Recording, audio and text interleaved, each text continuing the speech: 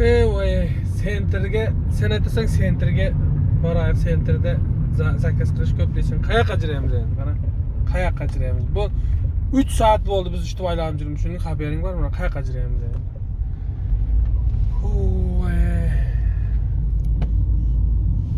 Sentrda bilgisayar bo'lsa, telefon qozar biz shu yerdan chiqib ketsak bo'ldi. Shu bugun chiqa olsak bo'ldi. O'kundan buni yerdan bag'ana o'tib ketdik nerda? Yana shu yerga keldi. Mana qara. Qayerga buni? Qani qayoqqa jiramiz buni?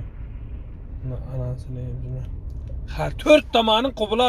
Mana bir 4 tomoning qubula degan joy mana shu yer bo'ladi. Mana shu yerga kirsangiz 4 tomoningiz qubula har degan tarafingizga jiring. Mana benzin ko'rsa to'lni baganda. Muncha tamam.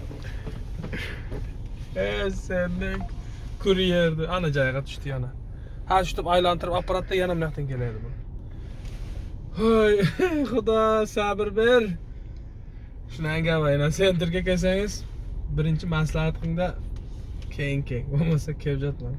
Video zapis qilib oldi avval kartani. Xudo.